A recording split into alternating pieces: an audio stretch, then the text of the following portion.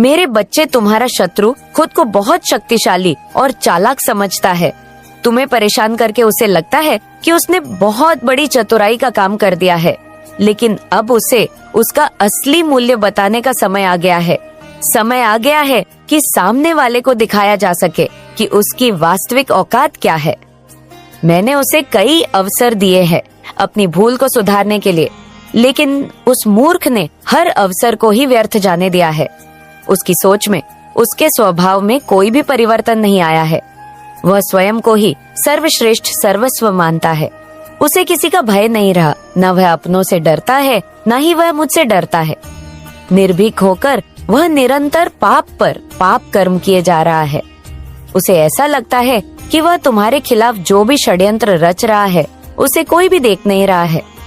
लेकिन अब उसे यह बताने का समय आ चुका है कि साधारण सरल व्यक्ति के साथ किया गया क्षण कितना भयंकर दुष्कर परिणाम दे सकता है। अब उसकी एकाएक गलतियों का, एक एक भूलों का एहसास उसे होगा।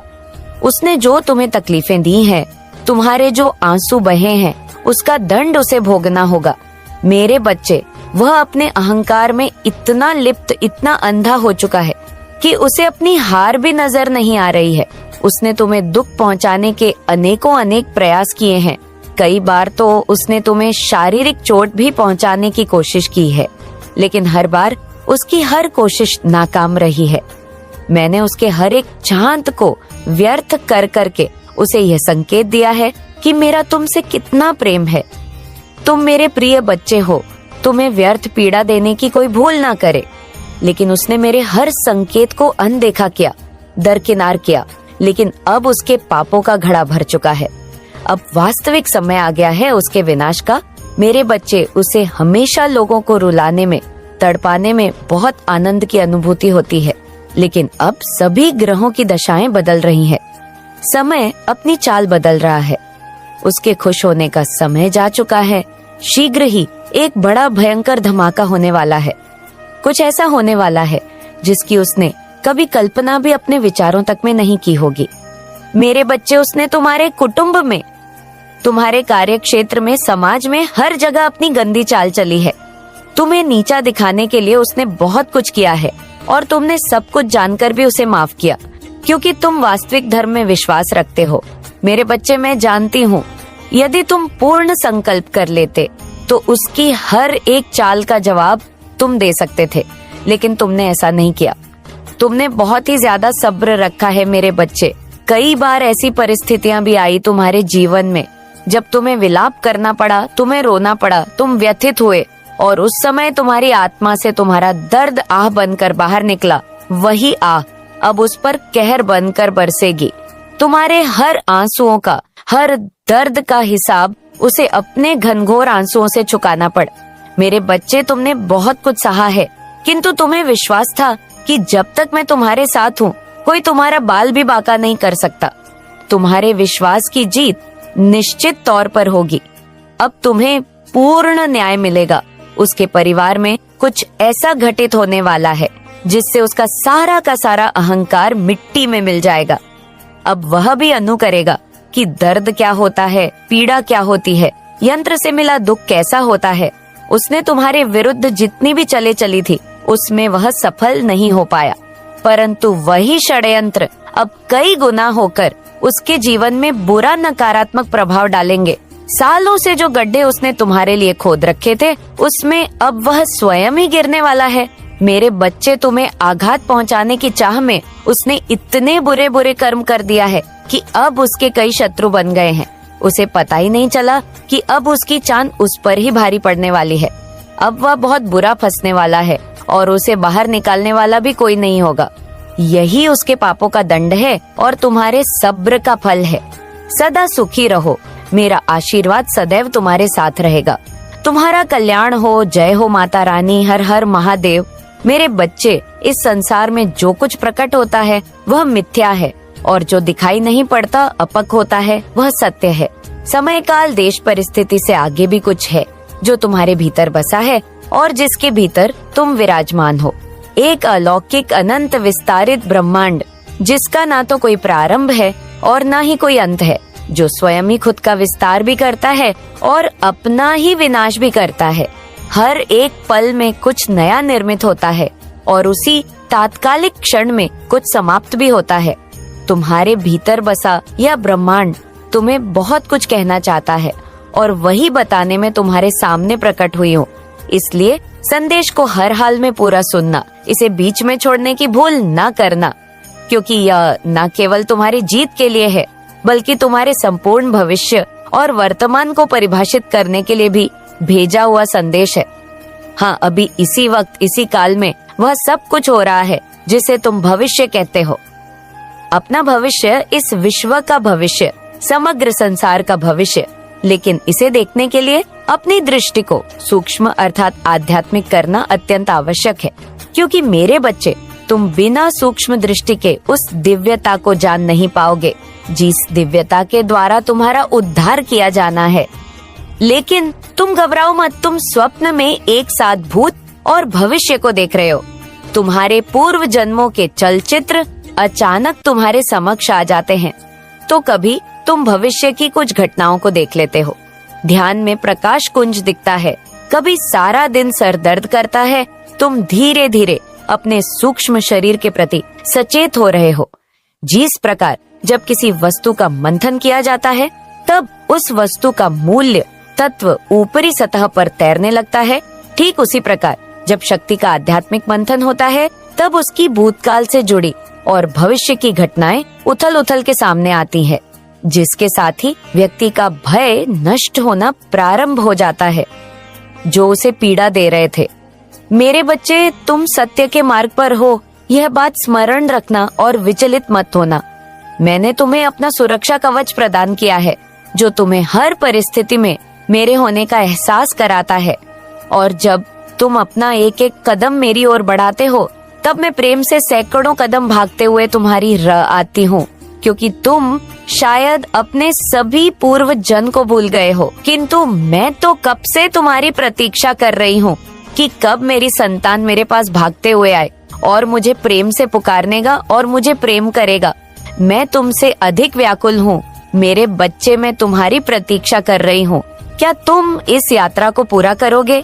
मैं जानती हूँ कि तुमने अब तक जीवन में बहुत संघर्ष किया है, दुख की पीड़ा अपने हृदय में चुपचाप बर्दाश्त करते आए हो, लेकिन अब अपना विश्वास मत खोना। मैंने तुम्हारे लिए जो निर्धारित किया है वह तुम्हें मिलकर रहेगा, किंतु सभी कार्य का एक निर्धारित समय होता है। तुम्हारे जीवन में जिस वक्त जो जो घटनाएं घटित हुई हैं, वह पूर्व निर्धारित है, इसलिए तुम्हें मुझ पर विश्वास करना चाहिए। तुम्हारा विश्वास तुम्हारी शक्ति में वृद्धि करेगा और अपने बच्चों को सत्य के मार्ग पर चलते देख मुझे अत्यधिक प्रसन्नता होती है। मेरे बच्चे, तुम्हारे लिए दिव्य द्वार पहले ही खुल चुके हैं। मैं तुम्हारे लिए वह सब कर रही हूँ जो तुम्हारे जीवन को खुशियों से भर देगी। तुम्हें यह स्मरण रखना चाहिए, सफलता तुम्हें अवश्य मिलेंगे।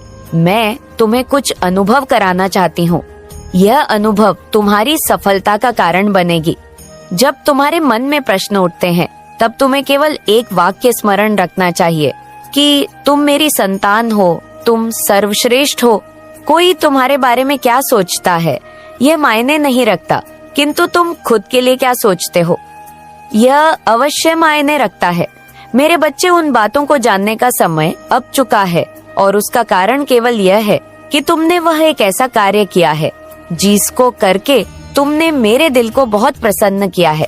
इसी कारण मैं तुम्हें उस बात को बताना चाहती हूँ जिसे जानने के बाद तुम्हें आश्चर्य होगा और तुम्हारी आंखें भी खुली की खुली रह जाएंगी।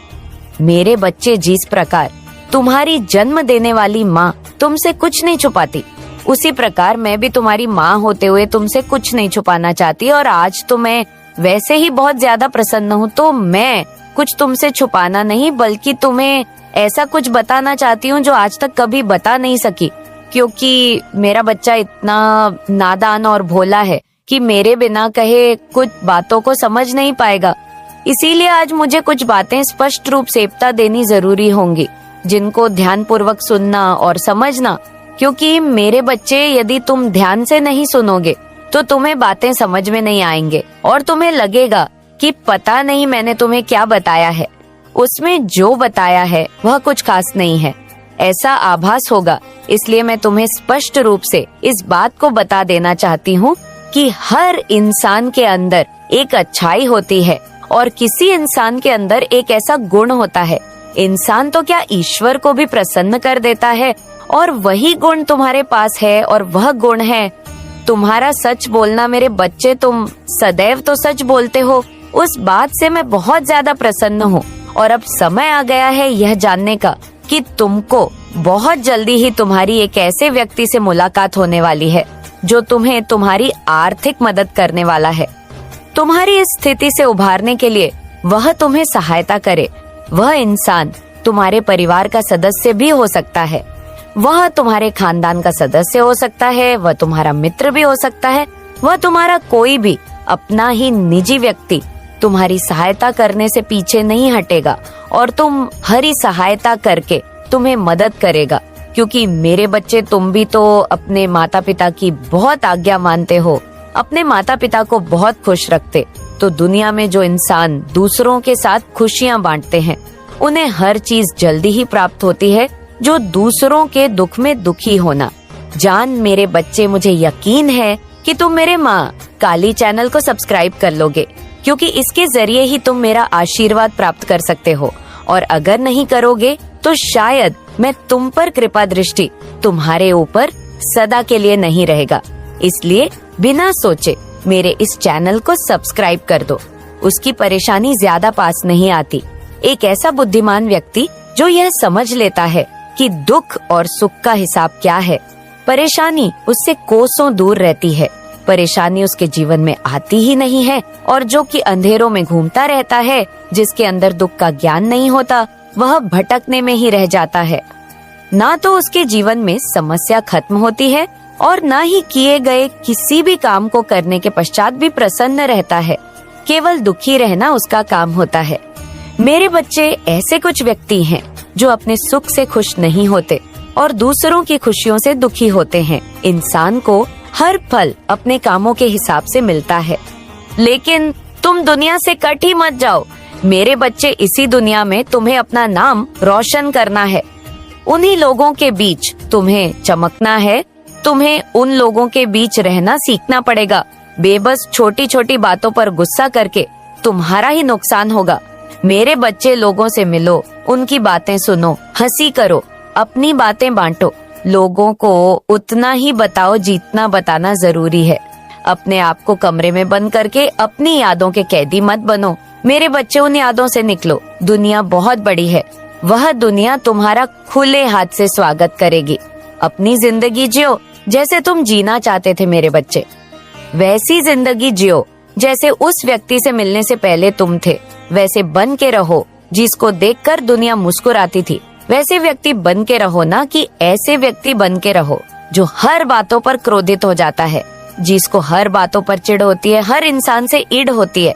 तुम खुद विचार करना कि तुम पहले ज्यादा खुश थे या अभी ज्यादा खुश हो। तुम्हारा उत्तर तुम्हें स्वयं मिल जाएगा। तुम्हारा कल्याण हो। जय माँ काली, हर हर महादेव। मेरे बच्चे, मैं आज तुमसे बहुत प्रसन्न हूँ और मैं तुम्हें कुछ खास बात बताना चाहती हूँ, जिन बातों को आज तक मैं तुमसे छुपाती रही। तुम्हें कभी बताया नहीं, क्योंकि उन बातों को जानने का समय अब आ चुका है। मेरे बच्चे, उसका कारण केवल ये है कि तुमने वह एक ऐसा कार्य किया है जिसको करके तुमने मेरे दिल को बहुत प्रसन्न किया है। इसी कारण मैं तुम्हें उस बात को बताना चाहती हूँ जिसे जानने के बाद तुम्हें आश्चर्य होगा, लेकिन और तुम्हारी आंखें भी खुली की खुली रह जाएंगी।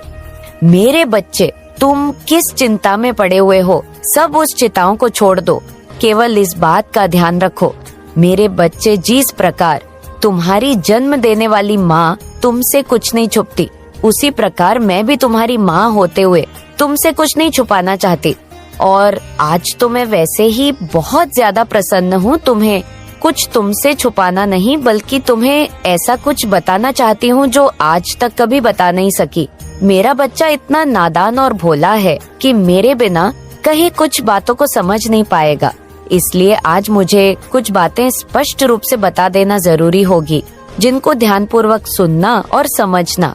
क्योंकि मेरे बच्चे, यदि तुम ध्यान से नहीं सुनोगे तो तुम्हें बातें समझ में नहीं आएगी और तुम्हें लगेगा कि पता नहीं मैंने तुम्हें क्या बताया है, उसने जो बताया है वह कुछ खास नहीं है, ऐसा आभास होगा। इसलिए मेरे बच्चे, मैं तुम्हें स्पष्ट रूप से इस बात को बता देना चाहती हूँ कि हर इंसान के अंदर एक अच्छाई होती है और किसी इंसान के अंदर एक ऐसा गुण होता है जिसे इंसान तो क्या, ईश्वर को भी प्रसन्न कर देता है, और वही गुण तुम्हारे पास है और वह गुण है तुम्हारा सच बोलना। मेरे बच्चे, तुम सदैव सच बोलते हो, उस बात से मैं तुमसे बहुत ज्यादा प्रसन्न हूँ। और अब समय आ गया है ये जानने का कि तुमको बहुत जल्दी ही तुम्हारी एक ऐसे व्यक्ति से मुलाकात होने वाली है जो तुम्हें तुम्हारी आर्थिक मदद करने वाला है। तुम्हारी स्थिति से उभरने के लिए वह तुम्हें सहायता करेगा। वह इंसान तुम्हारे परिवार का सदस्य भी हो सकता है, वह तुम्हारे खानदान का सदस्य हो सकता है, वह तुम्हारा मित्र भी हो सकता है, वह तुम्हारा कोई भी अपना ही निजी व्यक्ति जो तुम्हें तुम्हारी सहायता करने से पीछे नहीं हटेगा और तुम्हारी सहायता करके तुम्हें मदद करेगा। क्योंकि मेरे बच्चे, तुम भी तो अपने माता पिता की बहुत आज्ञा मानते हो, अपने माता पिता को बहुत खुश रखते हो। तो दुनिया में जो इंसान दूसरों के साथ खुशियां बांटते हैं उन्हें हर चीज जल्दी ही प्राप्त होती है। तुम्हारा कल्याण हो मेरे बच्चे। तुम्हें मेरा यह संदेश प्राप्त होना कोई आम बात नहीं है, बल्कि मैं तुम्हारी माँ तुम्हें एक ऐसी बात से अवगत कराना चाहती हूँ जो यह संदेश के द्वारा तुम्हें प्राप्त होने वाला है। मेरे बच्चे, तुम्हें आने वाले कुछ दिनों में वो प्राप्त होगा जिसको प्राप्त करने के लिए इस संसार का हर व्यक्ति तरस रहा है। और वह क्या है, वह मैं तुम्हें बताऊंगा कि तुम्हें किस तरह से उस कीमती चीज को प्राप्त करना है। इसलिए मेरे बच्चे, मेरी इन बातों को ध्यान से सुनना और धैर्य से समझना। मेरे बच्चे, तुम यह क्या कर रहे हो? कुछ दिनों से तुम बहुत ज्यादा बदल गए हो। तुम अपनों के साथ अपनों जैसा प्यार नहीं कर रहे हो। तुम्हारे व्यवहार में अंतर आ रहा है। धीरे धीरे तुम दूसरों को हो। अपने अंदर छुपी शक्तियां को पहचानो और उन शक्तियां की कद्र करो। सिर्फ मेरे संदेश को सुनो मत, उस पर अमल करो। अपने सपनों पर ध्यान दो। वह सपने तुम्हें कुछ बताना चाहते हैं, तुम्हें कोई रास्ता दिखा रहे हैं। यूनिवर्स के विज्ञान पर ध्यान दो। मेरे बच्चे, अभी तक तुम जो कर रहे थे, जिन लोगों के पीछे रो रहे थे, अतीत की जो बातें सोचकर रो रहे थे, वह सब कुछ तुम्हें बदलना होगा। अगर तुम पिछली गलतियों को दोहराते रहोगे तो तुम्हारी उलझन कभी खत्म नहीं होगी। अब वक्त आ गया है कि तुम कुछ कठोर कदम उठाओ। अपने उज्जवल भविष्य के लिए ये कठोर कदम उठाना बहुत जरूरी है। अपने आप को पहचानो और अपनी शक्तियां को पहचानो। मेरे बच्चे, अपने आज्ञा चक्र का ध्यान करो। अब रोने का नहीं, अपना जीवन बदलने का वक्त आ गया है। अपनी ऊर्जा को बहुत तेज रखो कि तुम दैवीय शक्ति से जुड़ पाओगे और तभी तुमने आज तक जो चाहा है वह सब कुछ हासिल कर पाओगे। दिव्य शक्तियां को हासिल कर पाओगे, अपने सारे सपने पूरे कर पाओगे। मेरे बच्चे, मुझे पता है तुम अपने लक्ष्य को ढूंढकर उस ओर कार्य करने के लिए बेताब हो रहे हो। ब्रह्मांड के आशीर्वाद का इंतजार कर रहे हो। तुम्हें इस समय कुछ बातों को ध्यान रखने की अत्यंत आवश्यकता है।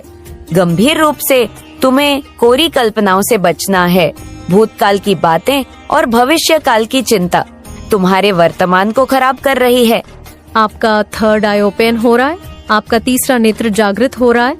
इसका आपको साइन ये होगा कि आपको अचानक ही बार बार आपका जो ध्यान है मस्तक के बीच में लग रहा होगा। आप बात कर रहे हैं, बार बार आपको वहां पे अपने आप आपका ध्यान जो है थर्ड आई सेंटर पे आपके माथे के बीचों बीच अपने आप ध्यान जा रहा है। और वहां जैसे ही आपका ध्यान जाता है आपको बहुत अच्छा फील हो रहा है, खुशनुमा एहसास हो रहा है, बहुत लाइट महसूस हो रहा है। हल्की टीलिंग सीट, एक हल्की सी सेंसेशन, बट वो सेंसेशन आपको तकलीफ नहीं दे रही है। दो तरह की सेंसेशन होती है। एक होता है कि अगर आप फोर्सफुली वहां पर ना फोकस करते हैं, अपने मस्तक गड्ढा के बीचों बीच फोर्सफुली फोकस करते हैं, तो यू फील हेडेक। आपको लगेगा कि सर दर्द हो रहा है, सर भारी हो रहा है। तो वो होता है ब्लॉकेज है, आपके थर्ड आई चक्रा में ब्लॉकेज है। जब वहां पे एनर्जी का प्रवाह, कहीं पे पाइप में पानी बह रहा है और वहां पे ब्लॉकेज होगा तो क्या होगा, प्रेशर पड़ेगा।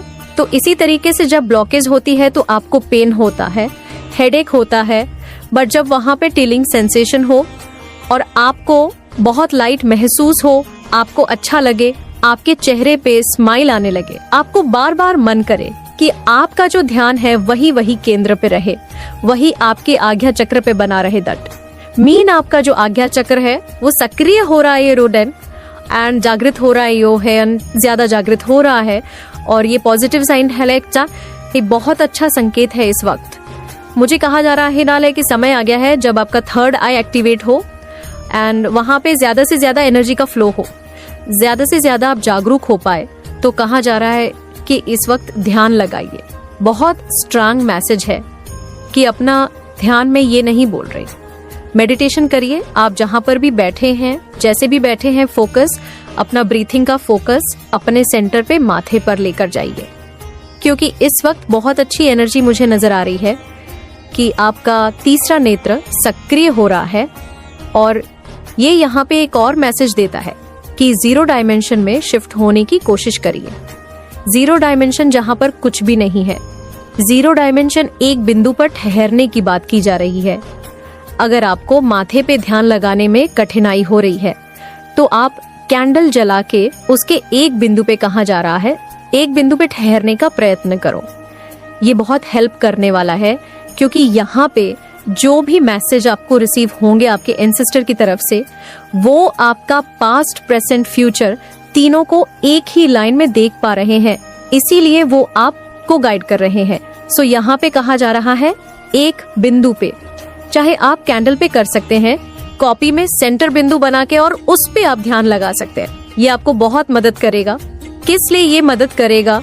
आपकी कम्युनिकेशन के लिए ये मदद करेगा। आपकी लाइफ में वो जो चेंज का पॉइंट अटका हुआ है, उस चेंज को मैनिफेस्ट करने में, उस चेंज को लाने में, कि 5 नंबर बदलाव का नंबर है।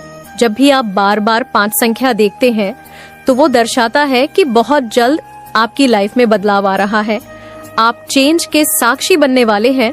तो यहाँ पे मुझे ऐसा लग रहा है कि जैसे वो बदलाव जो होकर गुजरना है वो इस पॉइंट से होकर गुजरना है, जहाँ पे कोई भी थॉट नहीं है, कोई विचार नहीं है। ऐसी स्थिति में आने के लिए आपको एक बिंदु पे ध्यान लगाना है। कोई भी एक पॉइंट ड्रॉ कर ले, उसी पे फोकस करें 5 से 10 मिनट। ये आपको बहुत मदद करेगा आपकी लाइफ में।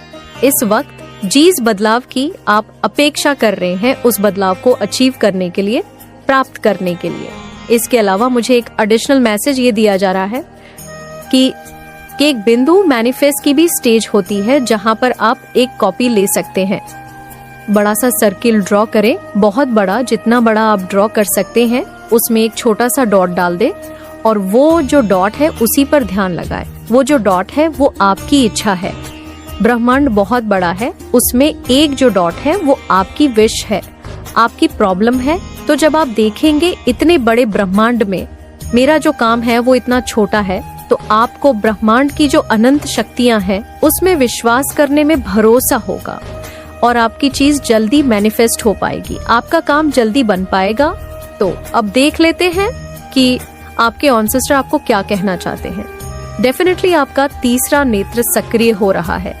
मैं आपको कहूंगी कि थोड़ी देर आप कैंडल के साथ मेडिटेट करें या फिर अपने थर्ड आई पे थोड़ा सा ध्यान फोकस करें। एक अच्छा समय होता है, जब अच्छा समय होता है उस वक्त अगर आप ऊर्जा का प्रयोग करेंगे तो आपको ज्यादा लाभ मिलता है।